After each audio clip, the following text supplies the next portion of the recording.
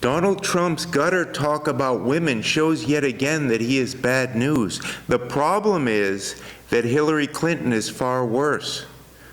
Trump's talk is indefensible, but Hillary Clinton's actions as Secretary of State, carrying out the Obama administration's foreign policies, have cost many lives in many places, including the American ambassador and others killed in Benghazi.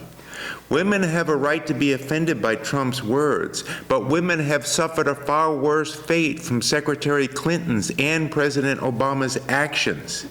Pulling American troops out of Iraq, despite military advice to the contrary, led to the sudden rise of ISIS and their seizing of many women and young girls as sex slaves. A message from one of these women urged the bombing of ISIS. She said she would rather be dead than live the life of a sex slave. Some women who tried to commit suicide and failed have been tortured for trying.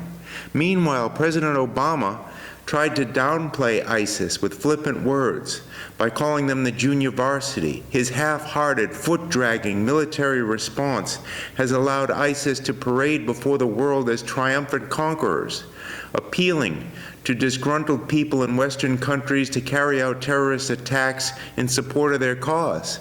That is a lot worse than some stupid and gross words by Donald Trump, which even he has had to repudiate. Make no mistake about it. Neither party has a good candidate for president. The choice is between bad and disastrous. Are women more in danger from Trump's words or Hillary's actions? Are Americans in general more in danger from Trump's shallowness on issues or Hillary's ruthless grabs for money and power, a track record that goes all the way back to the days when Bill Clinton was governor of Arkansas? Mrs. Clinton's own announced agenda attacks the very foundation of American constitutional government, on which Americans' own freedom depends. She has already said that she will appoint Supreme Court justices who will specifically overturn a recent Supreme Court decision, Citizens United versus FEC. That decision said that both corporations and labor unions have freedom of speech, including the right to contribute money toward political campaigns. Hillary Clinton's determination to pick judicial appointees on the basis of their willingness to overturn that decision is a more brazen extension of the political left's other attempts to stifle the free speech of those who oppose their agenda. Demands that various advocacy organizations reveal the names of all their donors are an obvious attempt to scare off those donors with harassment by everyone from vandals to rioters to the Internal Revenue Service and other government bureaucrats. Without the right to free speech, none of the other rights is safe. Government officials can get away with all sorts of abuses if others are not free to talk about those abuses.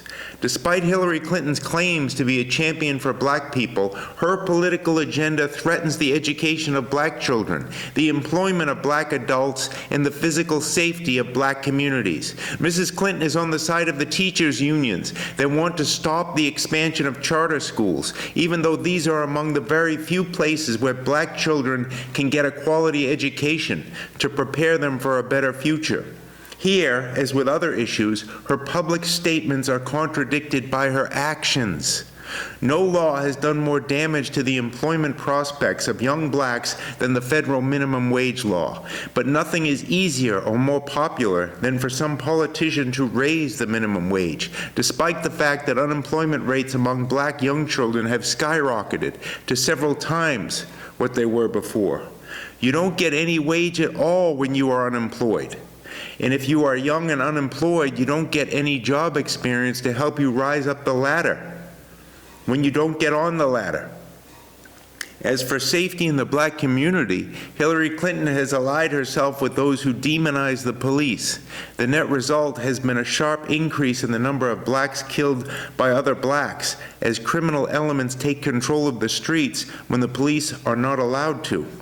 Do you choose a president by talk or by actions and consequences?